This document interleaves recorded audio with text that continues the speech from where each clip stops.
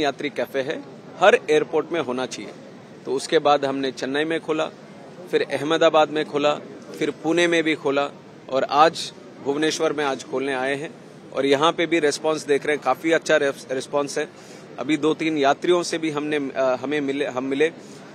एक जो रायपुर जा रहे हैं भुवनेश्वर से, उनका कनेक्टिंग फ्लाइट था, दिल्ली से यहाँ आई, फिर यहाँ से वहां जा रहे हैं। और एक भुवनेश्वर से बरेली जा रहे हैं, वाया दिल्ली कनेक्ट होते हुए जा रहे हैं। तो आप सोच सकते हैं कि ये टियर 2 सिटीज, पहले तो ऐसा होता था बड़े बड़े शहरों में ये हवाई यात्रा होती थी, पर आज के इस भारत में छोटे छोटे शहरों से घर से निकलते हैं, हवाई यात्रा करके दूसरी जगह जाते हैं। ये खूबसूरत ये आज एविएशन में हमें देखने को मिल रहा है।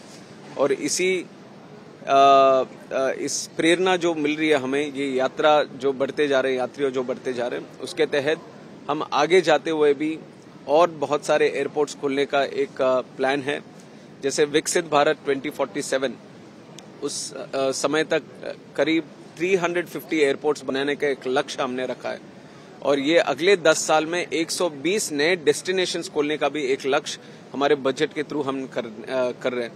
और एक चीज मैं कहना चाहूंगा कि ये जो एविएशन का ग्रोथ हम देख रहे हैं, उसमें एक अहम भूमिका हमारे ओडिशा के राज्य ने भी किया है।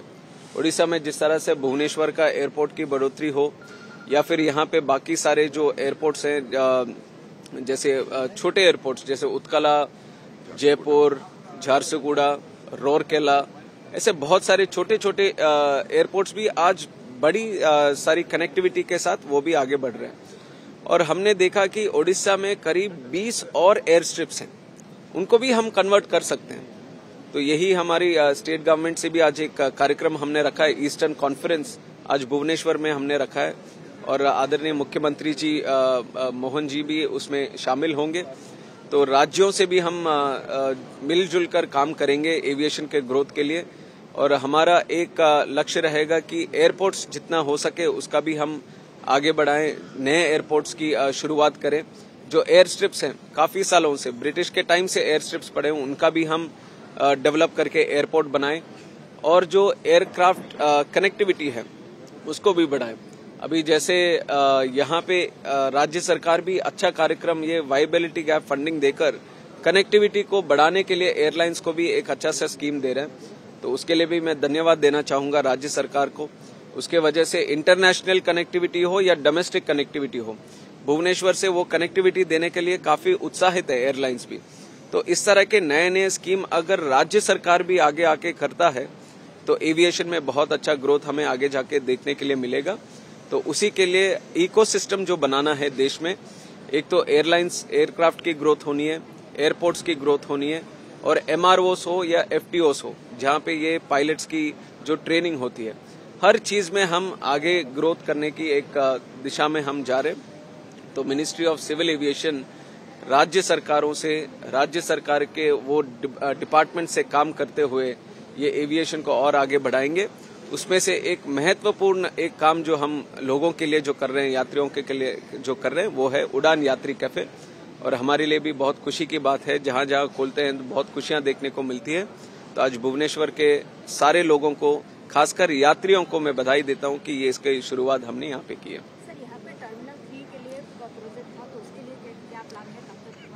टर्मिनल 3 का भी हम प्लानिंग स्टेज में हैं अभी। मुझे भी बताते हुए खुशी हो रही है कि काफी जल्दी उसका भी काम शुरू करेंगे, क्योंकि यहाँ पे जिस तरह से कैपेसिटी की बढ़ोतरी हो रही है, हमें नए टर्मिनल की भी जरूरत है।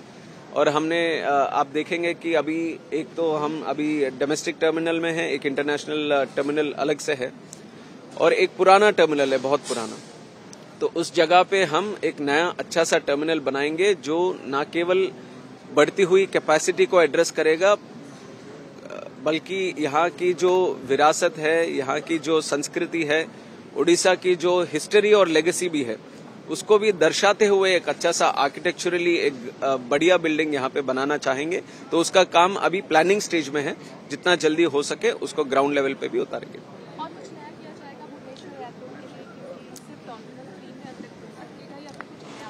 नहीं, हमारा प्रयास ये रहता है कि जैसे जैसे कैपेसिटी बढ़ती है तो उसको केटर करने के लिए नए टर्मिनल बिल्डिंग्स बनाएं।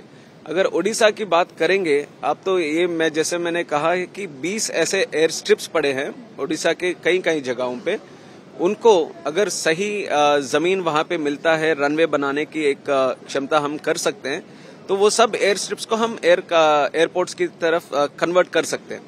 तो वो एक प्लान जो है हमारा ओडिशा के लिए, वो राज्य सरकार के साथ डिस्कस करेंगे, क्योंकि जो एयर स्ट्रिप्स है वहां पे हो सकता है कि लैंड कम हो या फिर लिमिटेशंस हो, ऑब्स्ट्रक्शंस हो। अगर राज्य सरकार थोड़ा आगे आके वो वहां पे एक सपोर्ट करने की एक काम करती है, तो वहां पे वो एयरपोर्ट्स बना सकते हैं। तो इसलिए वो जितने हो सकेंगे वो 20 लोकेशन में एयरपोर्ट्स कन्वर्ट करने की वो करेंगे। 2-3 लोकेशंस हैं अभी, जैसे Rairangpur. Madam, today in the conference we are going to discuss all this. Yes. तो आज कॉन्फ्रेंस में भी ये सब डिस्कस करेंगे। नहीं, वो डिस्कस करेंगे, अभी वहां पे वो मीटिंग में बताएंगे। ये अभी कोलकाता, चेन्नई, अहमदाबाद और पुणे में खुला है। एक साल के अंदर करीब 10-15 खोलने की वो है। अभी पटना भी रेडी है, 4 और एयरपोर्ट भी रेडी है। हम वो सब भी खोलने के लिए हम आगे जाकर करेंगे। हाँ, पुरी का एयरपोर्ट है। पुरी का एयरपोर्ट के लिए हमने इन प्रिंसिपल अप्रूवल भी दे दिया है। साइट क्लियरेंस के बाद इन प्रिंसिपल भी हो गया है, अभी राज्य सरकार के पास है। तो वो किस तरह डेवलप करना चाहेंगे ये राज्य सरकार का निर्णय होना चाहिए। और काफी दिन से ये साइट क्लियरेंस और इन प्रिंसिपल अप्रूवल की बहुत डिले चल रही थी, तो वो सब हो गया अभी काम। तो हम भी चाहेंगे जगन्नाथ जी के कृपा से वहां पे एक अच्छा सा एयरपोर्ट बने, वहां के ये कनेक्टिविटी के लिए भी बहुत अच्छा रहेगा। तो राज्य सरकार भी काफी उत्साहित है उसको बनाने में, तो दोनों मिलकर उसको आगे बढ़ाएंगे। इसके बारे में बहुत अच्छा किया है, जो कि सबके लिए प्रोवाइड हो जाएगा 10 रुपए में। पहले 120 का मिलता था, अब पानी सबके लिए उपलब्ध होगा। चाय, समोसा जो भी है वो भी बहुत अच्छा है। यहाँ मैं जगन्नाथ जी के दर्शन करने को आया था और यहाँ से बैठ के मैं सीधे अपने यूपी बरेली आऊँगा। एयरपोर्ट का व्यवस्था कैसे है? एयरपोर्ट अच्छा है और ये जो फैसिलिटी मिलेगा वो ये बहुत ही अच्छा है, बहुत ही अच्छा है।